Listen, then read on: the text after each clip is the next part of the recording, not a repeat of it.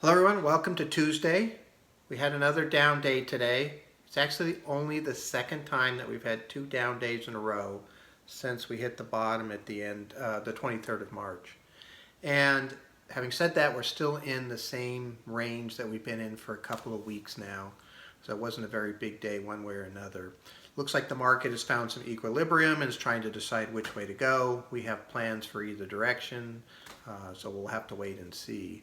In the interim, I thought I'd discuss a little bit about some of the understandings for how these down markets have worked in the past. If you go back to 1950 and you look at the 15 worst single days, you'd have been down 8.9%.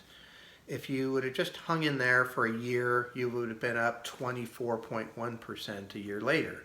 If you look at the worst 15 months, 1 month period, and you would have been down 11.4% since 1950, and that is 20.5% return in the next 1 year after that.